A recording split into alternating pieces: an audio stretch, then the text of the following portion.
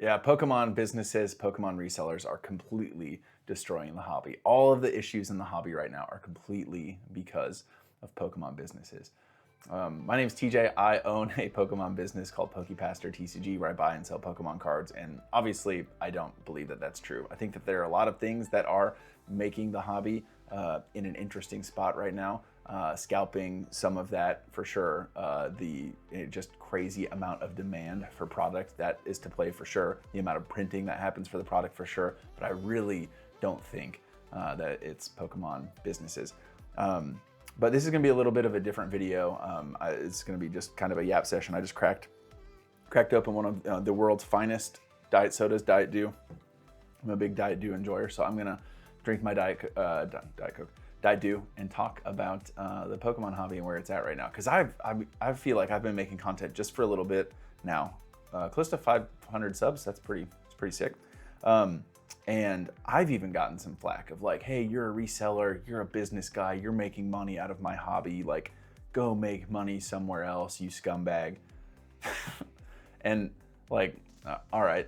But I really don't like, I've said this before, but I don't think resellers, like real resellers, not scalpers, right? There's a difference between scalping and reselling, but I don't think resellers, I don't think people who have legitimate Pokemon card businesses are to blame for what's going on. And I guess I can clarify what I mean. I wouldn't consider myself a scalper. I don't go and clear out shelves at Walmart. I don't go and clear out shelves at Target. But that's what I would say scalping is when you buy stuff from the shelf at MSRP and then you turn around and you throw it on like Marketplace or you sell it on eBay or like whatever, right? Like I would say that's scalping. And I don't think that's good. Like I think that's pretty lame. I think it's cringe. Like I can't imagine like kids being at Target or Walmart and like, oh man, like Journey Together came out and you walk in as a grown man and you're just like, get out of my way, 7-year-old. I'm gonna grab this so I can go sell it online. I think that's pretty lame. But hey, if you're like a hardcore scalper and you're like, hey, just, respect, you got your own hustle, like respect my hustle. It's like, okay, bro, let's say you do that and you're able to make like an extra $500 or $600 a month, like whatever, right? And I get like that's a legit amount of money, but it's lame. Like it's crazy lame. Like I think that's cringe, but hey, whatever. But here's where I think anyone who has like a legitimate business, where I would say like if you are a reseller, and what I mean by reseller, if you're someone who you go around and buy collections, and then you hold that, you list it, but you've got inventory that you hold on to because it doesn't just sell all at once. It's not like you put it on TCG Player and it's like, well, boys, like we did it. All that inventory's gone. Like it definitely takes some time to move. Or if you're, like a bulk sorter, like if you sell bulk, if you buy people's bulk, which is a big part of my business too. Like I don't, or even if like you have distribution, right? Like you are like a brick and mortar store or you're an online retailer and you have distribution or you're getting cards from Japan, like all of those things provide a service for the community. And I don't think that that's why the community's crazy at all. I don't think people buying collections and reselling collections is a big deal. And I've said this before, but I've caught so much flack for this, that if you are a reseller, you are providing a service to the people who sell you their cards.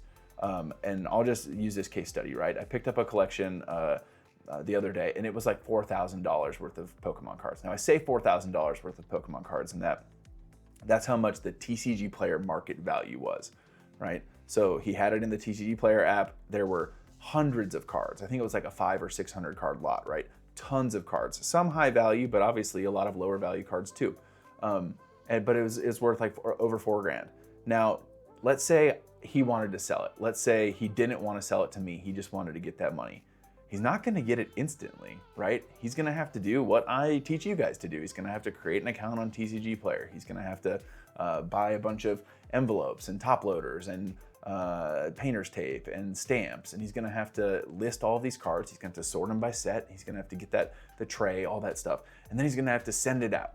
And then one customer is going to email him or send him a message and be like, hey, like this actually was lightly played when you had it listed as near mint, so I want my refund. And you're just like, oh, okay, well, I guess I'm out that money, because that's just kind of how it works, right?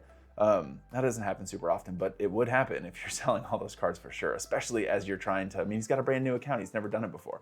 And he's not even going to get the full, like, let's say it's $4,400. He's not going to get that.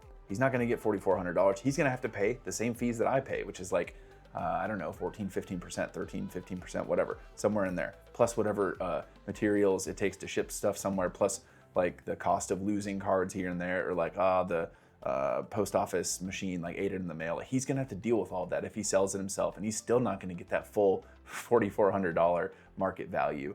And so when someone like that has a massive collection and they're like, hey, this does not bring me value anymore. I don't get anything out of having these cards like I used to. And they're like, I just would rather have the cash. And they come to someone like me and they're like, hey, I hear you buy Pokemon cards. What would you offer me for this? And I'm like, oh, I could do 60, I could do 70, however much percentage, right? Like, I am doing him a service by giving him the cash right then, right there. He hands me these binders of stuff. He takes my cash and he can go do whatever he wants with that. And here's a few things he doesn't have to worry about. Like I said, he doesn't have to worry about shipping them out. Like, we already touched that. He also doesn't have to worry about the fluctuations of the market, right? And gosh, this market has been bananas. It's been all over the place. It's been a roller coaster. That Ghastly that was worth $60 when I bought the collection, maybe over the course of the next couple of weeks until it sells, it might be a $35 card. Like, especially with some of those things, it's pretty volatile. He doesn't have to worry about any of those things. He also gets it immediately. He doesn't have to wait for stuff to sell. It's not like you list things on TCG Player and it's like, oh, you listed it, here you go, here you go, here you go. No, people have to buy it, and people shop around. They want people who have high feedback. They want people who've got a ton of sales, and that's a big deal. And so to give someone the cash there and now, and they don't have to worry about any of those things, like, that is a pretty significant service that you are providing the community, because a lot of people shop on places like eBay or like TCG Player to get their cards. There are a lot of people that don't like getting their cards from opening packs, right? I like opening packs. Opening packs is pretty fun. That's kind of how I got back into this hobby, is opening packs with my 6-year-old. Gosh, she was 4 then. It was good times. Celebrations kind of mid-set, but yeah, it was fun. We enjoyed it. But for a lot of people, they'd rather just buy the card and not have to like gamble. Like, hey, am I going to get the card I want? Like, I'm just going to go pay $10 for that card. I'm just going to go pay $20 for that card. Unless people are like really gung-ho about listing their card, the only way that those cards are available on those sites is if people like resellers or people like businesses, post and list cards like that. And then also for players, like, this is something that gets missed all the time. And I understand that the collecting space in the Pokemon card hobby is a lot bigger than the playing space, but nonetheless, like, the playing space is pretty significant. I played the game. It's super fun. I went to a regional in Charlotte last year. Was that last year? It was a ton of fun. Like, playing the game is a blast. Like, I still play the game like every morning at the gym before I work out. I'm doing cardio, and I usually play one game of Pokemon TCG Live on my phone. Try out different decks, do things. Also helps me know like which cards are relevant, and people need to be able to buy their cards. And if there aren't resellers like buying bulk, sifting through bulk and listing that Arven, that Earthen Vessel, that Badoo, that Fan Rotom, those Dudunsparce, like, those are all very playable cards right now. And if there aren't people sorting through bulk and listing them, like, the players are not going to be able to get them, because players oftentimes are not like going to, man, I need to build a new deck, I better go open packs and like hope that I get the card. Like, no, they just want to go somewhere like eBay, like TCG Player, type in like Earthen Vessel, buy 4 of them, get them sent to their house consistently. And that's what resellers do, is they provide that for the customer, for the player, for the collector, for whatever. So I mean, I get it. Like, there are some bad actors. There are some, scalpers. There are some people who are cringe for sure. And in the lowballing stuff, and I guess, like, depending on how familiar someone is with prices on TCG Player or how the market works, like, when you offer someone 60 or 70%, they might be like, oh, like, you're a scumbag. Like, how could you offer? And it's like, okay, man, then just sell your own cards. I don't need them that bad. That's fine. Here's what I can do for you. If you want the cash today, here's what I can do. And it's like the same with vending, right? Like, people, like, I don't know. I feel like the business space of the Pokemon card hobby has been getting so much flack lately, and I don't know that it's all warranted. And again, scalping, different from business. I think that's pretty lame. So what is ruining the hobby? Well, I don't think demand for Pokemon cards has ever been this high. And the fact that even when restocks or reprints happen, prices are basically the same. Pokemon themselves, TPCI, has came out on multiple occasions and been like, hey, we've seen the stuff. We hear you guys. We're gonna print more. We're gonna put these puppies, these printers in high gear, and we are gonna dish some cards out. And they keep saying that, and honestly, like, nothing has really happened. Like, products are getting reprinted. There are more booster bundles here. There's more stuff here. We're gonna give you more of these, binder collections. We're gonna, drop more of the surprise prismatic evolution surprise things on the Pokemon Center. Like, it just doesn't do anything. Like, price is still so high because demand is so high. And I think a lot of people are like, well, that's because the investors are like filling their closets and stuff. And it's like, yeah, okay, maybe, but how many people, truly, like, how many people do you know that have like thousands and thousands of Pokemon cards, just sealed products sitting in their closet, sitting in their basement? Like, a couple, sure, but they print so much. Like, there's no way that the investors are making that big of a dent. Like, I really doubt it. I don't think they print so much. And so I really do think just the demand for stuff, rip and shippers, right? Like that wasn't a thing a few years ago. The fact that people, hundreds, thousands of people right now are online watching someone rip open packs for them and paying them a premium to open those packs live and be a part of that community. That wasn't something that happened. And so because demand is at an all-time high, like, that's just simple economics. Prices are going to be high because demand is high.